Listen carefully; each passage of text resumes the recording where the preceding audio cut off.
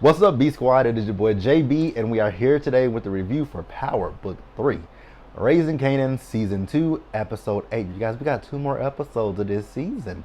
This episode is titled, A House is Not a Home.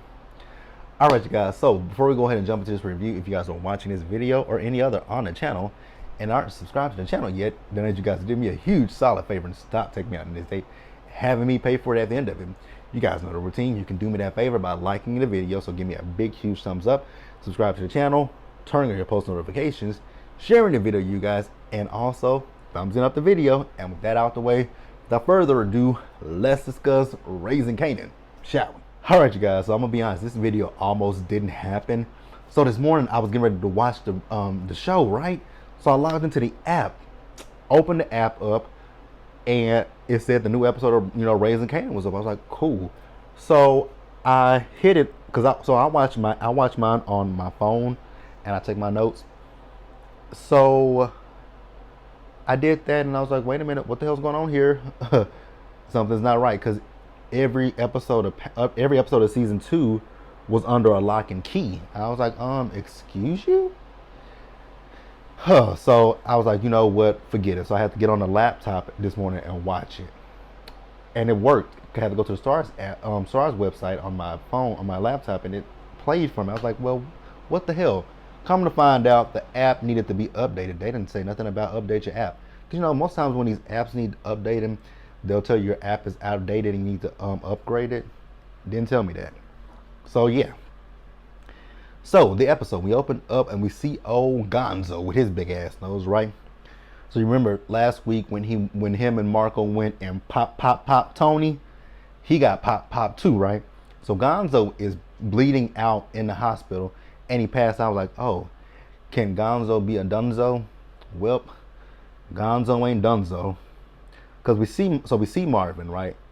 So Marvin is talking to Neek about Marco.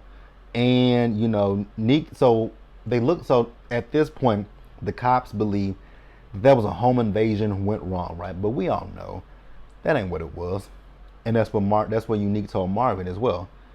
And Marvin is telling him, not Marvin, but Neek is telling Marvin, like, his partner that he was with, you better hope that person is not here with us.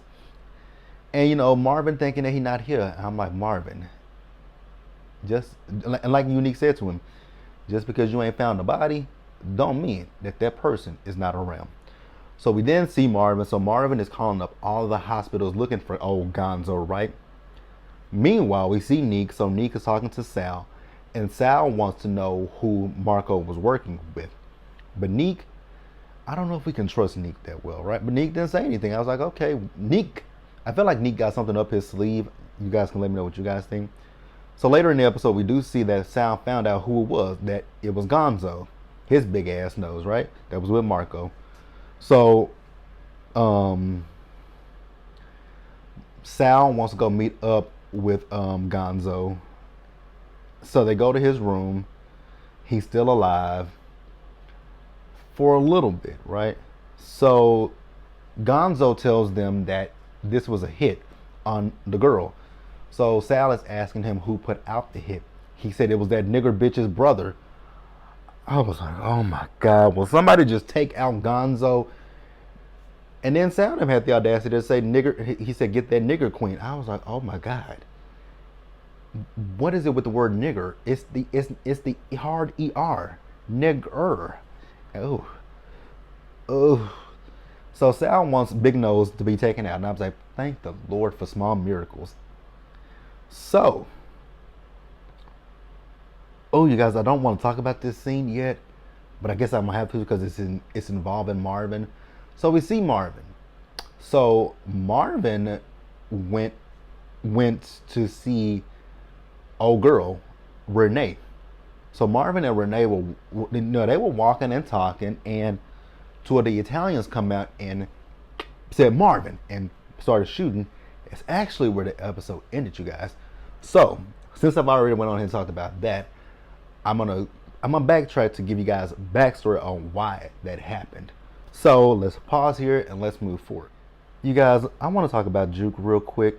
Now, this episode, the scenes with Juke were really very triggering. I don't know anybody who's ever been through anything like this. I know that they have the gay conversion therapy.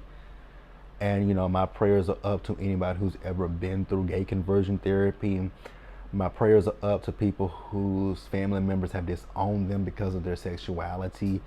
My prayers will go up for people who have used this, the religion against them to try to get them to conform to something that they are not. So Juke went over to Kenya's crib, right? So she goes inside and she sees members of the church there, and she's asking, "What is everybody doing here?" And immediately I put two and two together. I knew what they were going to do. I knew right away what it was. I was like, they're gonna try to pray the gay away, and they're gonna try to beat the gay out of her. So they have Jukebox sitting in this chair, right? So then they pull they pull a TV in front of her. The one thing I will say about this show is, where did they get like the art director? Like, where did they get this stuff from? Like the TVs with the booties. I haven't saw like, oh my god, like I haven't saw one of those TVs in years. It's been years since I saw one of those TVs. And then back in the '90s, you had the big booty in the back, and then the TV was oval shaped. Oh my god, it's showing my age, right? Actually, I had one TV that wasn't oval shaped. I had one that wasn't oval shaped. Well, the screen, it was flat. It was flat down, but the screen kind of can't. So back in the '90s, I think, not did they always? Unless you got one of them big ass TV, unless you got one of them big ass floor model TVs.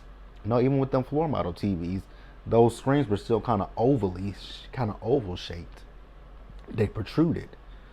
They didn't start making the flat screen TVs with the booties until the 2000s. And then we have the TVs that we have currently. It is so interesting when you think about the technology from the '90s, right? But yeah, suffice it to say, they pulled out a TV, and I'm assuming, well, this is 1991, so they had a VCR. Oh my God, a VCR. I actually have VHS tapes with the VCR. Don't judge me. So yeah, so they pulled out a tape, and so they're showing a man and a woman have sex with each other. Then they show two women having sex with each other, and I was like, what the hell? So they're, like I said, it's kind of like conversion, pray away the gay, right? And then, like I said, they have Juke in the chair, and the guy that's, telling her that what she's doing is impure and whatnot. He has her hand and he pops her hand, and Kenya's like, wait a minute, what are you doing? And he said, you don't want her to be damned. You don't want eternal damnation for her, right? Now, people love to bring up Sodom and Gomorrah, but I'm not even gonna go into that, because my whole thing is, when it comes to here's my thing. Y'all, do I want to talk? I don't want to talk about this because it's just, like I said, you guys, this is triggering, because I just find it hypocritical when people in the church want to only focus on gay issues or abortion. Those are the only things that they really concern themselves about. If you have an abortion, you're damned to hell, right?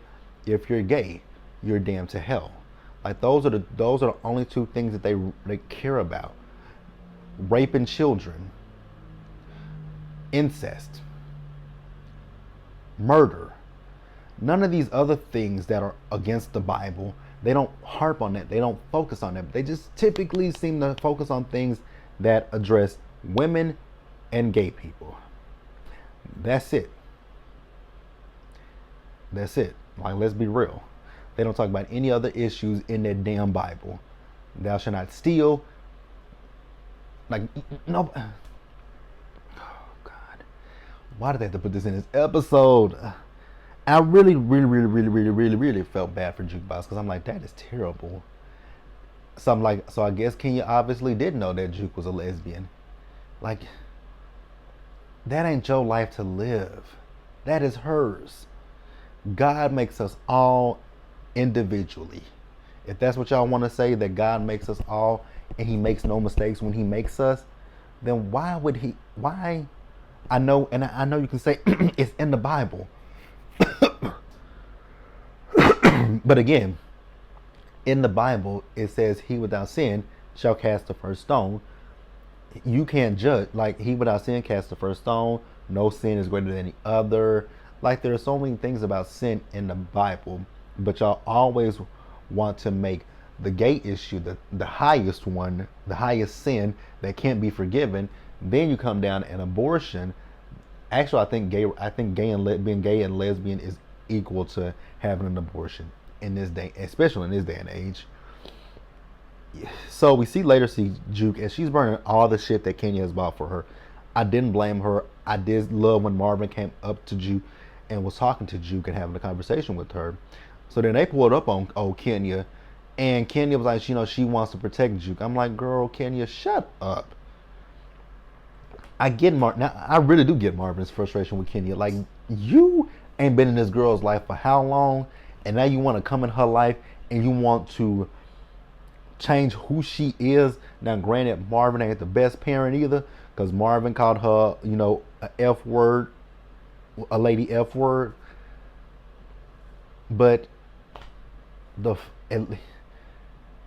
it's terrible on both sides, because both of her parents have abused her when they found out she was a lesbian. I think we're starting to see the change in Jukebox. I think this is where we're starting to see the hardcore, the hard side of Juke that we saw in the original Power. So but I do love the fact that Marvin was empathetic towards Juke in this particular moment, and I think it's actually has something to do with that anger management. So he took her back home, and they seem cool with each other, right? So Jukebox, she went inside and she saw Kanan. He's packing. We'll talk about why Kanan's packing in just a little bit as well. But Kanan's talking about he can't trust Rock, and Juke is like, but she loves you.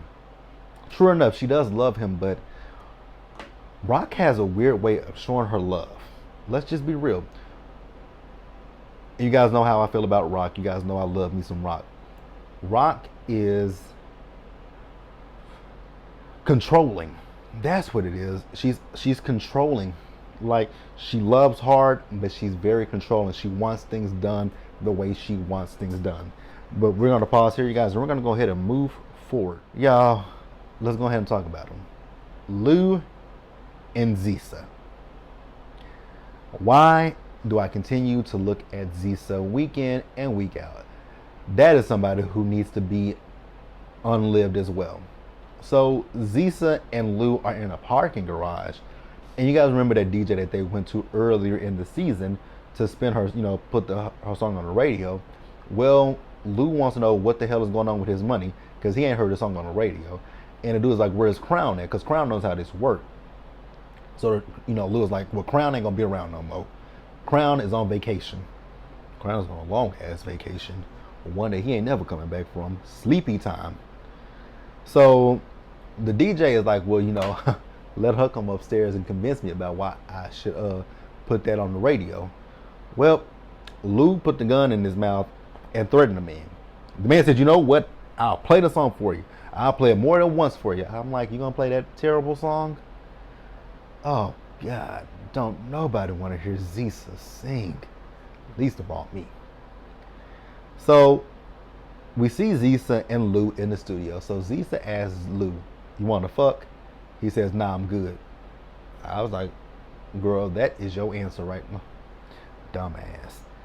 So she says, a lot of dudes will want to. Well, you might want to go find those dudes, because Lou doesn't want to have sex with you. So on the radio, you hear the DJ saying that her song is up next, and they play the song. She's like, I bet you want to fuck now. He's like, you right. And unzips his pants, and she goes and sits on him. I was like, girl, you should really know your self-worth. This nigga just told you a few minutes ago he good on that, but then when you hear the song, his dick is hard and he wants to have sex. I would have told him, nigga, jack off. But nah, she's thirsty and desperate. Can they get Zisa off my screen, please and thank you? So then you guys, at the end of the episode, now you guys have to correct me if I'm wrong. The body so the cops found a body. Now on the body was one of Crown's business cards for Bulletproof Records. Was that Crown's body? Because I kept pausing it to see if that was Crown's body, because it had been in the water. If that's Crown's body, Lou, I don't know what to say for you, buddy. That's all I got to say. I don't know how this is going to plan out. But hey, let's pause here and go ahead and move forward, you guys. All right, you guys, next up, let's talk about Howard real quick. So we see Howard. So Howard, he went to his captain and told his captain that Burke has been investigating him, right? She's been going through his files. And the captain is telling Howard that Burke got bigger issues that she needs to worry about. So Nicole, her dad, is now saying that she is responsible for Nicole's untimely demise, saying that she was supplying the young girls with the drugs, and that she was preying on the young girls. I was like, oh my God, this is good. I like this. Can we get rid of her? Can we get rid of her that way? Make her lose her badge? I don't care what we do to her. Either she could lose her badge or she could be unlived. I don't care. Just as long as I don't ever have to see Burke again, I would be happy. So the captain, later in the episode, he called Burke into his office to talk to Burke. And basically, in no uncertain terms, he told Burke to mind her mother and business. So she didn't take that warning, because he gave her a warning. This is her first and last warning. But she didn't listen to it, because we see Burke, she saw Rock, who was at the grocery store, and she decided to question Rock about being Howard's CI at one point. Rock told her, girl, I ain't got time for your shit. I'm just here for some apples and whatever else I was there for. And Rock peaced out. I was like, oh my God. So you don't take a warning from your boss. I guess you're going to take a warning from a bullet at some point. Lord, would they get rid of her. Let's pause here, you guys, and let's go ahead and just move forward. All right, you guys, let's talk about Kanan, I guess. Shall we talk about Kanan? So Kanan, we see Kanan, I think he was sitting at like a bus stop, and this car pulled up on him. Turns out it was Scrap's mom, right? So Scrap's mom still don't believe that Scrap took himself out. Well, ma'am, he didn't take himself out. He got taken out by his boss, Rock, because you are a snitch, and Howard thought that he was a snitch instead of you. So Kanan apologizes for her loss, and she tells him that she needs for him to talk to Rock, right? Because she feels like, it's some niggas in the street that took her son out, and these niggas just walking around free, and Rock ain't done nothing to, stop that, right? So if Rock don't do something about it, she will. I was like, ma'am, I don't know if that's what you want to do.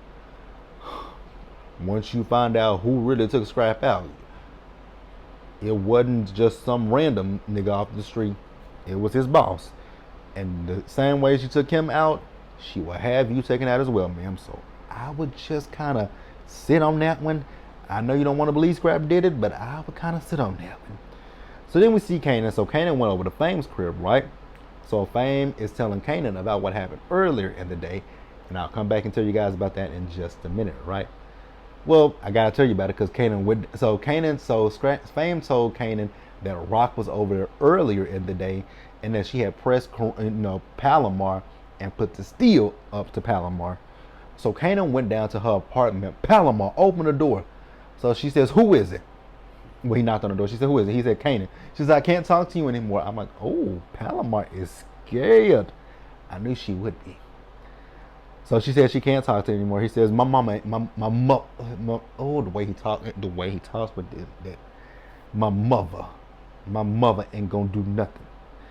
Oh God. So he went back to the Fame's apartment, right? When he got back to Fame's apartment, he found out that Fame had went through his backpack and found the DNA test. Fame is so damn stupid. He knows what KS stands for, Kanan Stark. He don't know what MA stand for. He thinks he's like, but you already know that DEFCON is your dad. Like, what does that what does MA stand for? DEFCON? I was like, oh my God, Fame. I'm gonna guess that they don't know what DEFCON's real name was. So I'm gonna let Fame have that for just a few seconds, right? So Kanan and Rock at one point in this episode got into an argument with each other, right? So he told Rock he was gonna go stay with Fame, but he didn't. He went to Fame's crib. Fame wasn't there, so he went and actually stayed with his daddy for the night. So the next morning he woke up, daddy came at him with some burnt ass toast. And Kanan was like, you got a way out of here where people won't see me. He said, yeah, you can take the back way out, right? So he did that. Y'all, Kanan. I just don't know what to say about Kanan. So that was when, him and Drew were talking about, she loves him. Okay. Kanan just does a lot of dumb stuff. He really does. But let's pause here, you guys, and let's go ahead and wrap up the episode. All right, you guys. So let's go back to Rock. So the beginning of the episode is where we saw Rock when she knocked on Palomar's door. I'm Kanan Stark's mama, and you gonna stay away from my son. And Palomar saying, I don't know what you're talking about. Rock pulled a gun on that bitch and put it up to her forehead, and up to her head, and she was like, leave my son alone. So Rock said she had asked around about Palomar, and come to find out this ain't the first time this woman has done this. I'm like, so you slept with young boys before? Girl, you was nasty. You was a hoe. You was a ho. So when Rock left, baby, Palomar slammed that door. I'm like, bitch. I warned you on Twitter last week. I warned you. So we see Rock. So she's out with Cartier, right? So Cartier is on the phone taking a business call. I'm like, really, Cartier? So you guys remember the guy from last week's episode, Basie Skanks from Greenleaf. One of his guys got picked up, right? But I guess Cartier kind of wants to make an example out of him. I'm like, ooh, Cartier, you doing all this in front of Rock. I'm like, I bet you anything Raquel is plotting against you, right? And lo and behold, she was. Because we saw her later in the episode, she was on the phone with somebody talking about she wants that handled. The guy, so he's in jail for a weapons charge. And Raquel wants that to be handled. I'm like, exactly. Cartier, she finna take over your business, bro. She probably finna take you out too. So we see her, she's at the house and she's wanting to show Kanan the house. This is where she and Kanan got into it at, right? And I'm like, girl, you ain't catching. Actually, Rock did catch the clues because he checked her about checking Palomar, right?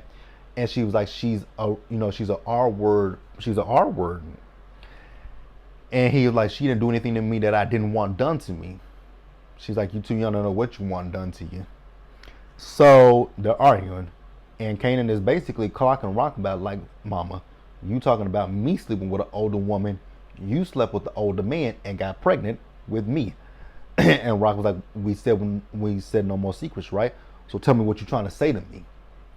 He said, nice house. But he ain't staying there. He's going to go stay with Fame. I was like, ooh, Rock, you are being a little bit hypocritical, sis. Let's just keep it real. You are being a little bit of a hypocrite. Gotta be honest with you. He also told her about, Scrap's mom wanted her to find out who took Scrap out. She'd be like, it's just hard for his mom to believe, but Scrap took his own self out. Okay, Rock. We know the truth. So then we see Rock. So she's with Unique, Marvin, and with Lou. So Sal, remember I told you Sal wanted to talk to the nigger queen. So she's finding out that Sal wants to talk to her. So she's saying, Unique, you the Italian whisperer, what they want with me? He was like, I think you might want to ask Marvin. Marvin like, I don't know what you're talking about. He's like, nigga, yes you do. So Marvin has to tell her about Marco and Gonzo going up to, take out Tony. She was like, no, Marvin. No. Yes, Rock. Yes. So we see her. So Rock is going to go have the conversation with Sal, right? So they sit down and they talk, right? So Sal, says that he knew his son was basically a fuck up, but ultimately, since he wants her to take out Marvin, and Rock was like, I'm not going to take out my brother. My brother didn't shoot him, so no. I was like, ooh, girl, this is not going to end well, right? Like, I don't see this ending in the best of ways. And Sal Sal had his guy make a phone call once Rock left out. I was like, Rock, I'm thinking, might have should have just. Well, no, and I get what Rock is saying, right? I get it. Like, you took out Gonzo. Gonzo is who shot him. So it's not an eye for an eye, or we're not even. There's nothing to get even with. My brother did not kill your son. Your son got taken out by your big nose racist ass henchman who didn't tell you. So I was with Rock. I really was with Rock in that particular moment. Like, I was with Rock. And that is why at the end of the episode what happened. So I'm gonna keep it real with you guys. I don't believe Marvin got hit, but I do believe Renee got hit. You guys can let me know what you think about that one. And that's really all I got for this episode, you guys. If I did miss anything, we can definitely discuss it down in the comment section below. But you guys be sure to subscribe to the channel and turn on your post notifications. You guys share the video. And until the next time, stay safe out there. Take care of yourselves. Wash your hands, you guys. Wear a mask. Socially distance. Be blessed. And I'll see you guys later. And also, thumbs up the video. So I will see you guys later for Zatima's episode 5 and 6, I believe it is. Yeah, 1 and 2 and 3 and 4. So yeah, episode 5 and 6 is Zatima will be up. And we are back tonight with the Real Housewives of Potomac, you guys. I'll see you guys then. Bye, guys.